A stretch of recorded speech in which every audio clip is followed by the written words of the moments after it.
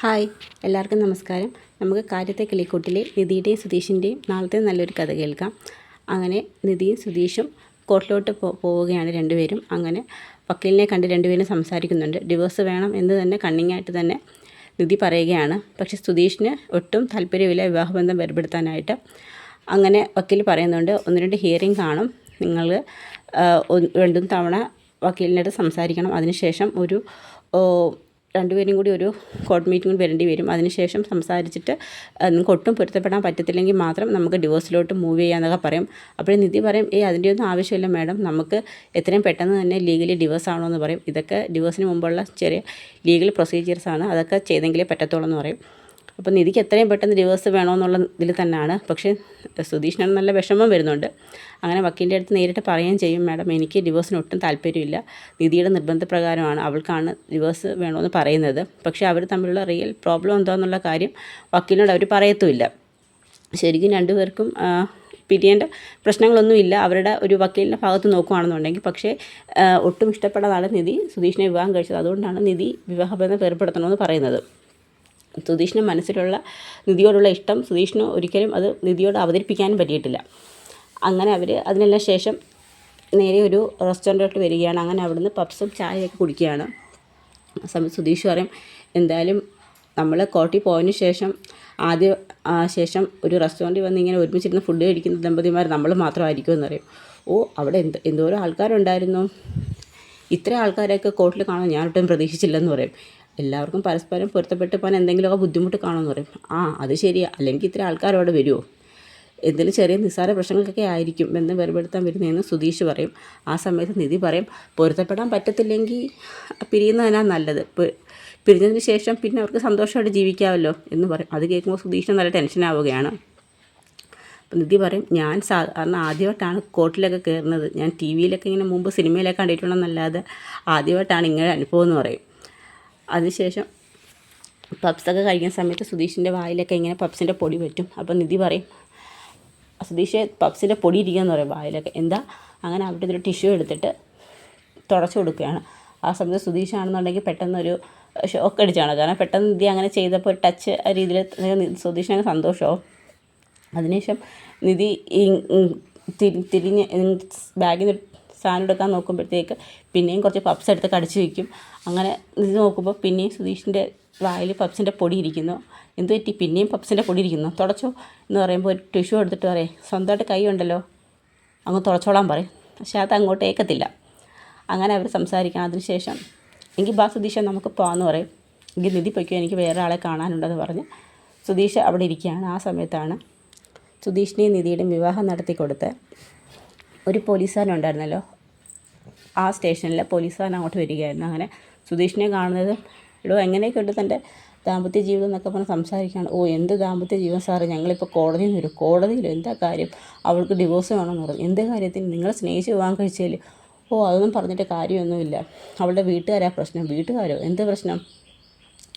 അങ്ങനെ അന്ന് അവിടെ നടന്ന അരുണും രാജീവ് ശങ്കറും കൂടി ചേർന്ന് കുറച്ച് ഗോൾഡും പണമൊക്കെ സുധീഷിനെ ഏൽപ്പിച്ചതും അത് തട്ടിക്കൊണ്ട് പോയതും പിന്നെ സുധീഷിൻ്റെ ബ്രദേഴ്സ് രക്ഷപ്പെടുത്തി കൊണ്ടുവന്ന കാര്യമൊക്കെ പറയുകയാണ്. അതിൻ്റെ പേര് പിന്നെ ചില പ്രശ്നങ്ങളൊക്കെ ഉണ്ടായി. ഇപ്പം അവളുടെ വീട്ടുകാർ നല്ലോണം അവളെ പ്രഷർ കേൾക്കുന്നുണ്ട്. അങ്ങനെയൊക്കെയല്ലേ ആ പോലീസുകാരനോട് പറയാൻ പറ്റത്തുള്ളൂ. ഇതൊരു ഫേക്ക് മാരേജാണെന്ന് അവിടെയും പറയാൻ പറ്റത്തില്ല. അപ്പോഴേക്കും സാറ് എങ്ങനെയെങ്കിലും എന്നെ സഹായിക്കണം. എന്നിട്ട് ഞാനെന്ത് ചെയ്യാനാണ്? സാറ് നിധിയോടൊന്ന് സംസാരിക്കണം, അവളോട് പറയണം, പോലീസ് സ്റ്റേഷനിൽ വെച്ച് നടത്തിയ വിവാഹം ആയതുകൊണ്ട് ഡിവോഴ്സൊന്നും പോകാൻ പറ്റത്തില്ല എന്നൊക്കെ എങ്ങനെയെങ്കിലും പറഞ്ഞ് അവളെ ഒന്ന് മനസ്സിലാക്കണം. എനിക്ക് അവളില്ലാതെ ജീവിക്കാൻ പറ്റത്തില്ല സാർ, പ്ലീസ് എന്നൊക്കെ പറഞ്ഞ് പോലീസുകാരൻ്റെ കൈ പിടിച്ച് അങ്ങ് കരയുന്ന കണക്കൊക്കെ പറയുകയാണ്. താൻ വിഷമിക്കാതെ, ഞാൻ എന്തായാലും ശ്രമിക്കാം എന്നൊക്കെ പറയുകയാണ്. അത് കഴിഞ്ഞ് നിധി വീട്ടിലോട്ട് വരുന്നുണ്ട്. അപ്പോൾ സുഭാഷ് വലിയ ടെൻഷനിലാണ്. കാരണം എന്തായി പോയ കാര്യം എന്നൊക്കെ അറിയാനായിട്ട് സുഭാഷിന് ടെൻഷൻ അടിച്ചിരിക്കുകയാണ്. എന്തായി മോളെ പോയ കാര്യം? അത് അത്ര പെട്ടെന്ന് നടക്കത്തില്ല സുഭാഷ് ചേട്ടാ, 5-6 മാസം എടുക്കും അതിൻ്റെ ഒരു പ്രൊസീജിയേഴ്സൊക്കെ കഴിയാനായിട്ട്. നമ്മളെല്ലാം കൊടുത്തിട്ടുണ്ട്, എത്രയും പെട്ടെന്ന് ശരിയാവുമെന്ന് പറയും. അതൊരു സുധീഷിനൊക്കെ നല്ല വിഷമം. 6 മാസം കഴിയുമ്പം ലീഗലി ഡിവോഴ്സ് ആകുമ്പോൾ നിധി വീട് ഉപേക്ഷിച്ച് പോകുമല്ലോ എന്നൊക്കെയുള്ളൊരു വിഷമമുണ്ട്. അപ്പോഴും സുഭാഷ് പറയുന്നുണ്ട്, നിധി മോളുടെ തീരുമാനം ത്തിന് മാറ്റം എന്തെങ്കിലും ഉണ്ടോ? എന്താ സുഭാഷ് ചേട്ടാ അങ്ങനെ ചോദിച്ചത്? അല്ല, ഞങ്ങളുടെ എല്ലാ ആഗ്രഹം മോളും സുധീഷും തമ്മിൽ ഒരുമിച്ച് താമസിക്കണമെന്നാണ്. ഞങ്ങളുടെ വീട്ടിൽ എൻ്റെ സ്വന്തം അനിയത്തിയായിട്ട്. പക്ഷേ എനിക്ക് സുധീഷിനോട് അങ്ങനെ ഒരു താല്പര്യം ഇതുവരെയും തോന്നിയിട്ടില്ല. സുധീഷിനും അതുപോലെയാണെന്ന് പറയും. അതും കേട്ടോണ്ടാണ് സുധീഷ് വീട്ടിലോട്ട് വരുന്നത്. ഞാൻ സുധീഷിനെ ഒരിക്കലും എൻ്റെ ഒരു ഭർത്താവിൻ്റെ സ്ഥാനത്ത് കണ്ടിട്ടില്ല. സുധീഷും അതുപോലെ തന്നെയാണ്. അതുകൊണ്ട് ഞങ്ങൾക്ക് എങ്ങനെയാണ് തുടർന്ന് ഒരു ഭാര്യയും ഭർത്താവായിട്ടൊക്കെ ജീവിക്കാൻ പറ്റുന്നത്? മനസ്സുകൊണ്ടല്ലേ അതൊരു അടുപ്പം തോന്നേണ്ടത് എന്നൊക്കെ സുഭാഷിനോട് പറയുകയാണ്. ഇതൊക്കെ സുധീഷ് പുറത്തുനിന്ന് ഇങ്ങനെ കേൾക്കുകയാണ്. സുധീഷിനങ്ങ് നല്ല വിഷമമാവും നിധിയുടെ ആ ഒരു സംസാരം കേൾക്കുമ്പോൾ. ഇത്രയും നാളും കൂടെ നിന്നിട്ട് പോലും സുധീഷിൻ്റെ മനസ്സൊന്നും നിധി അങ്ങനെ കണ്ടിട്ടില്ല. സുധീഷിൻ്റെ സന്തോഷമുള്ള പെരുമാറ്റമൊക്കെ കാണുമ്പോൾ നിധി ഒരു ഫ്രണ്ട്ലി ആയിട്ട് മാത്രമേ കണ്ടിട്ടുള്ളൂ. ആ ഒരു ഭർത്താവ് എന്ന രീതിയിൽ സുധീഷിനെ കണ്ടിട്ടില്ല. നിധി ആഗ്രഹിക്കുന്നത് ഭയങ്കര ഹോണസ്റ്റ് ആയിട്ടുള്ള ഒരു ഹസ്ബൻഡിനെയാണ്, കള്ളമൊന്നും പറയാത്ത.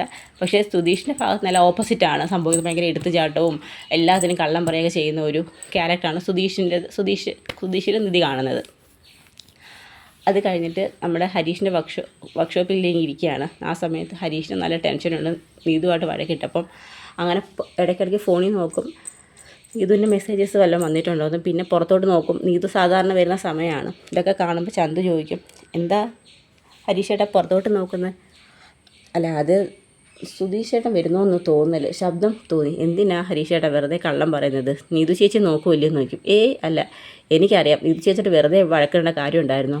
അത് പിന്നെ അവളല്ലേ എന്നോട് വഴക്കിടുന്നതെന്ന് നോക്കും. ആ ചേച്ചിക്ക് ഹരീഷേട്ടനോട് സ്നേഹമുണ്ട് എപ്പോഴും ഇങ്ങോട്ട് വരുന്നത്. എന്നാൽ ഹരീഷേട്ടനൊന്നും വിളിക്കുന്നത് സംസാരിക്കത്തൊന്നുമില്ല. എടാ, അത് ഞാനൊന്നും സംസാരിച്ചില്ലെങ്കിൽ അവൾ വെറുതെ ഓരോന്നും പറഞ്ഞ് വഴക്കിട്ടുകൊണ്ടിരിക്കുന്നത്. എന്തായാലും ഹരീഷേട്ടൻ ആ ചേച്ചി ഒന്ന് വിളിക്കേ, വേണമെങ്കിൽ വിഷമിച്ച് പോയായിരിക്കുമെന്ന് പറയും.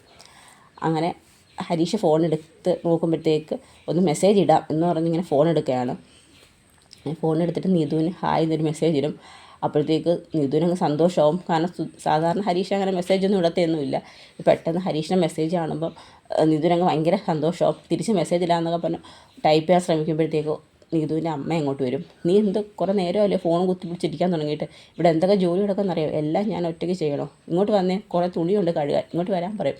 അങ്ങനെ എപ്പോഴും ഒരു ഫോണിൽ കളയുന്ന ഫോൺ പിടിച്ച് വാങ്ങിച്ച് താഴെ വെച്ചിട്ട് നീതുവിനെ വിളിച്ചുകൊണ്ട് പോവുകയാണ്.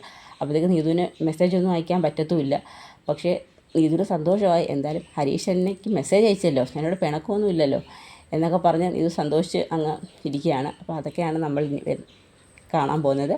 അപ്പോൾ ഇതിൻ്റെ ബാക്കി കഥയായി നാളെ കാണാം. എല്ലാവർക്കും വീഡിയോ ഇഷ്ടമായ സപ്പോർട്ട് ചെയ്യണേ.